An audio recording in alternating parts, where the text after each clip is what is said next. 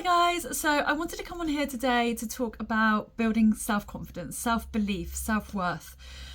One of the biggest things I think we have grown up with is this sense that we're not enough, and that we need to be there for everybody but ourselves, and to put ourselves first is selfish and it should not be a priority. And I'm here today to talk about why you should be prioritizing yourself, how this will allow you to grow, and how that will help you to build confidence. So when I was growing up, I would certainly say in my teens up into my 20s, my confidence was appalling. Like, you'd think I was like a real extrovert. I was noisy, I was a bit of a joker, I was loud, but they were all masking the fact that I was also really unconfident in myself as a person. I didn't believe in myself. I didn't follow my dreams. I didn't basically have any self-worth. I was always worried about everybody else and what they were thinking, feeling, preempting what was going on in people's minds, which was insane. But that is how I grew up. And if this relates to you and you think this is exactly what you're like, then you're not alone. But what did I do to change that? And what do I do when I'm working with my clients to change that? And why does that mean I then build confidence? My number one thing that I would absolutely recommend is investing in yourself. So confidence is very much, it's not an external thing actually. It is very much about how you build yourself up from within. And if you want to do that, you need to first work on your mindset. So your mindset will govern everything else that you do in your life, as you will already know, because it's already governing the way you're behaving right now. So if you want to change the way that you're behaving, and you want to start to stand up for yourself, you want to start creating boundaries and sticking to those boundaries. If you find yourself saying sorry all the time for no apparent reason, you just do, and you just walk into a room and you try to be the smallest thing there and don't want to make too much fuss, then listen up. When we work with mindset, we want to be thinking about who we are surrounding ourselves with. So look at the friends and family that you are currently surrounding yourself with. Are there certain people in your life that you just think, oh man, I've got to see X, Y, Z, and I just know I'm going to come away from that and just going to feel rubbish. They've never got anything positive to say. They're always complaining. And I don't mean that person who's going through a hard time. I mean the person who just complains about everyday life. Nothing's right. Nothing ever goes their way. They've had such a hard life, so it's all right for everybody else, but just not them. And you're just thinking, and maybe you've been that person yourself, right? But we want to move away from that, because our circumstances do not define who we become. We have a choice, and it is your decision and your mindset which will make that choice for you. So for as long as you keep telling yourself that you don't deserve something, and for as long as you keep telling yourself that everybody else has got it better, that will happen. You will not get what you want. You will not get what's better out there. If you start changing the rhetoric that you are giving yourself, that is where change will come from. So first, starting to look at those friends and family, looking at thinking, do I really want to see these people? Are there certain people that just are not a good sort of match in my life? Are they like a negative in my life? Do I need to shed them? And I know it's harder when it's family. So when it comes to family, it might be that you just have to distance yourself a little bit more, so you're not seeing them quite as regularly or being in contact as regularly as possible. But certainly with friends, it's a little bit easier to slowly shed them away, because by shedding away the things that are not beneficial in your life, much better things are going to come into your life. And then from that, we want to also think about the way we are talking to ourselves. So when we talk to ourselves, especially when we're not in this growth mindset, when we're like thinking and we feel like we're not going anywhere, the rhetoric we tend to have is, I don't deserve this. I'm just not good enough. I'm not clever enough. I'm not smart enough. This isn't for me. Oh, they're so lucky because they're in X situation. That isn't really helpful, and all that does is just repeat and repeat and repeat that pattern to you. And that is what will happen in life, right? So if you're doing jobs that you hate and you keep going into another job you hate and into another job you will just keep being shown that lesson until you realize that, oh yeah, I don't want to be doing this type of job. Why am I doing this at all? This is like, I don't even love it. I'm just kind of doing it because it pays the bills.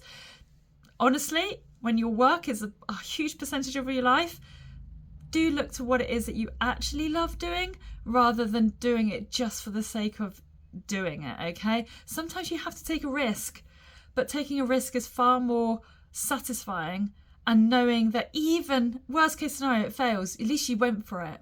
If you are going to be that person who never tries, you'll never know, and you'll get to the end of that life and think, God, I only wish I tried. So looking at the way we talk to ourselves is so important, because it also is going to be constantly being absorbed by your subconscious that you are not good enough, that you are not worthy, you don't deserve this. And it will keep telling you that, and it will keep giving you that. So you need to start thinking, right, how can I talk to myself better? Maybe it will be working through affirmations. Maybe it will be working through law of assumption. It could be just diarising things through a journal. So some of the things that I have done in the past, and I still do to this day, is I will go through, I am affirmations. I am worthy of this. I deserve this. I appreciate everything that surrounds me. I appreciate the opportunities and potential that are out there for me. Or even law of assumption. I already have this. How do I already have this? It's already here for me. Why am I abundant with all this money? Why is money just flowing freely into my bank account? Whatever it might be, why am I having the most perfect relationship?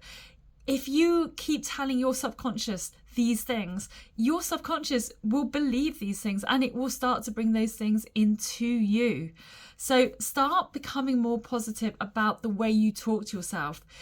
The most common phrase I always hear, and I always remember doing this to myself, and I have to catch myself every now and then when I do it, is, oh, stop being such an idiot, or stop being so stupid. You are not stupid. You would never tell your friend they are stupid, and you would never tell them they're an idiot, right? Unless you really do something stupid. Okay? But as a rule, we never do that. So why are you doing it to yourself? You're not stupid. And if you catch yourself saying it, so I'll do it myself. I'll go, oh, you're such an idiot, like you drop your shopping or something. I'll go, I'm not stupid. It was just a mistake. I'll just pick it up and I'm going to go. You know, so think about the ways in which you are talking to yourself, because that makes the biggest difference. Do it every single day. And in the evenings, when you are about to go to bed, just take a moment to be really thankful of all the good things that have happened in your day. It will seem quite hard to start with at first. For many of us, we might have had a bad day, but often the bad day wasn't that bad. One thing went maybe wrong, but overall, lots of good things happened, and they can be so small, but those small things really add up, and you suddenly find yourself writing a list of all the good things that happened in that day. And I'm talking like, I will say, thank you so much for the blue sky, the sunshine, the hot cup of coffee, my kids, the roof over my head, my warm bed, you know, my food. You know, it can be that small, but you think that that is so insignificant, yet that is hugely significant to somebody who doesn't have those things. So just being appreciative of even the smallest of things will change your mindset. And also, as you're going to bed, it will set in stone in your mind how much abundance you have in your life, and therefore you should be allowed to have more of that, right? And another thing you can also do is to visualize. So visualization is a really great tool. There is something that you want, but you don't exactly know how to get it at this stage, right? And sometimes because that's financial and you might not have the funds quite yet, or maybe it's relationship wise, whatever it might be. So really thinking about what is it that you truly, truly want. And it could be like, I want this amazing relationship with this person, and this is who they're going to be, and this is what they're going to do.